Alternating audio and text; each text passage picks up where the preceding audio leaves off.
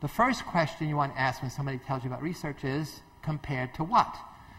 Compared to what is the comparison or control group, women from the same population, from the same NYU freshman class, who are randomly assigned by a flip of the coin to be individuated, to feel special.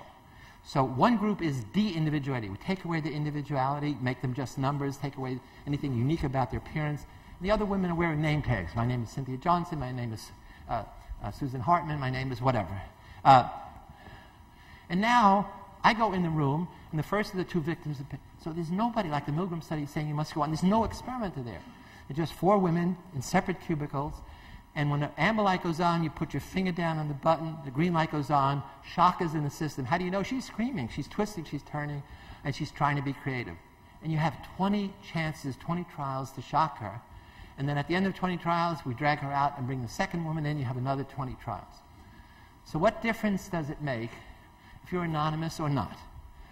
So this is the shock duration, and this is average the first 10 trials and the second 10. And I combined across the 2 women for ease of presentation. So the women who are individuated start low, and they stay low, just making women anonymous. So these women, by a flip of the coin, could have been in the other condition. They start twice as high, and over trials they shock more and more and more. This effect is a significant, they call it a significant linear increase. We get this, I did the study with the Belgian military. We did this instead of shock, throwing styrofoam balls. You measure how many they throw in a given period of time. Instead of the hoods, we had masks on. No matter what you do, you get this effect that making someone anonymous in a situation that gives them permission to be aggressive will make them aggressive. We even did this with a Halloween study with 6th grade kids. The important thing is, once you get into the shocking, it's not that you want to hurt that person. It's back to the definition of evil. You are controlling them. They're like your puppets. You press a button, she twists and turns. And so it's really the exercise of that power, of that control. You're going to see this result happens in other studies I'll present in a minute. So the anonymity of terror. All terrorists were masked. Our first terrorists were Ku Klux Klan, who created fear with the anonymity. An anthropologist, John Watson at Harvard, too bad I should have told him he was coming, if he's still alive. He read my work, and he said, if you're right, maybe we can extrapolate from, the basement at New York University to the real world. It ought to be that in cultures that change their appearance before going to war, where warriors change their appearance, they ought to do much worse thing to the victims than if they don't. And so what he did was he went to the human area files and he found there are a lot of cultures that go to war without changing their appearance, but there are other cultures that go to war changing their appearance, much like Jack Merridew in Lord of the Flies, paint themselves or put on masks. And the question is, what difference does it make in how they treat their victims? So he found 23 cultures that had the 2 bits of data. Did they change their appearance? 15 did. Did they don't change their appearance? 8 did. And his measure is not pressing a button. It's do they kill, torture, mutilate their victim. That's the most extreme behavior imaginable. And he found out there were 10 cultures that are low on this and 13 high. What happens if they don't change? They don't do nothing. Only 1 of 8 is brutal. We care about the red zone. If they change their appearance, of the 15 cultures, 13 that kill, torture, mutilate, the results are overwhelming. 90% of the culture of warriors who kill, torture, mutilate first change their appearance before going into battle. What does that tell us? It tells us that culture has wisdom.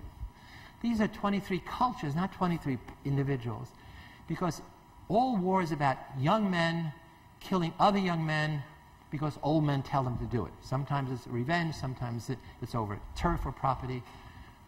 And the first step is you put them in our culture in something called a military uniform. And you say, in this uniform, it's okay to be a killer, especially over there. But when they come out, when the war's over, you don't want them to be a killer when they come home. So you say, you got to give me back the uniform. In fact, there's a law that says if you wear your uniform when you're discharged, you're going to be in trouble. You're going to break the law.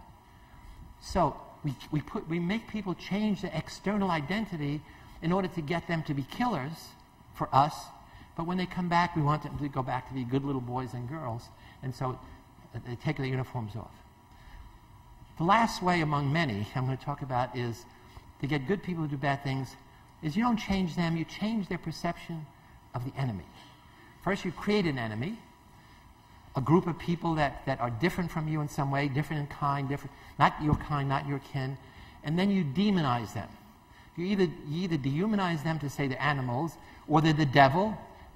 If you go back and look at the magazines, the year leading up to our invasion of Iraq, you'll see Time, Newsweek, all the magazines began to demonize Saddam Hussein.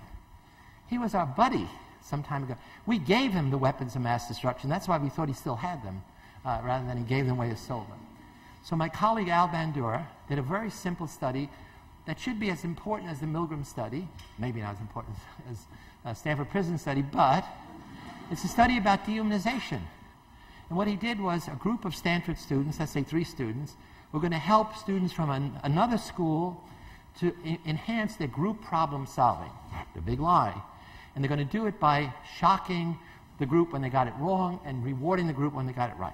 Simple study, like the Milgram study. And they had a box just with, I guess, 8 levels.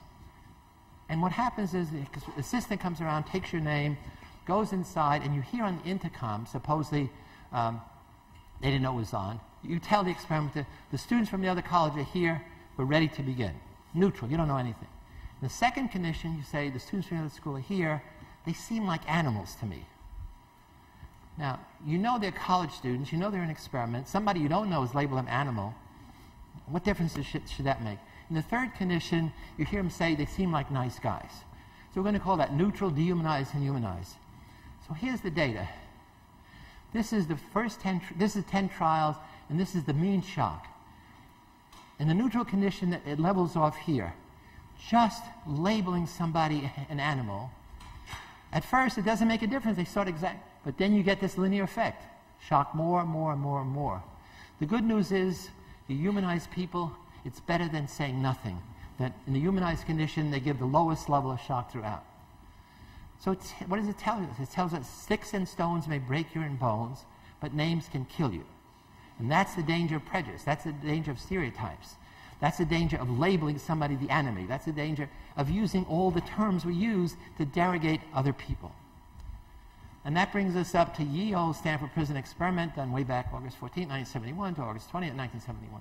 The Stanford Prison Study combines all these things we talked about: de-individuation, dehumanization, anonymity of place, which I haven't talked about, a whole set of research I did showing that you don't have to change people. If you're a certain place like the South Bronx, people will vandalize cars put out in the street, whereas they don't do it in places like Palo Alto. Dehumanization, role-playing, social modeling, moral disengagement. There's not time to go into that. Group camaraderie, emergent norms. Prisons are about power. It's about the differential power between guards and prisoners. It's also about what I term the evil of inaction, the good guards on every shift who saw what the bad guards were doing and looked the other way. Not once did they ever challenge the bad guards. Not once did they ever come to me and say, hey, these guys, you should rope them in. They're really getting out of control, which they were. And it's in the context of institutional power pitted against individual will to resist. So that's a Milgram study really is about individual authority over individual people. Mine is about institutional power against individual will to resist. So we put this ad in the Palo Alto newspaper. We didn't have much money, so it's a little cheesy ad. But it says, male college students needed for psychological study of prison life for 1 to 2 weeks. We got a lot of people applying. We had 75 volunteers. We gave them personality tests, clinical interviews, whole background. We picked 24, normal, healthy to begin with, and we flipped that proverbial coin. Half are guards, half are prisoners. The kids who were guards, we said, come down on Saturday. We gave them military uniforms. We made them feel like it was their prison. The kids who were going to be prisoners, we said, wait at home or in the dormitories. We'll call you on Sunday. I should say that although it was done in the basement of Stanford, most of the students were from all over the country. We did it in the summer because there were a lot of kids just finishing summer school at Berkeley and at Stanford. So again, people say Stanford students, that limits it. Not at all. There are only 2 students from Stanford.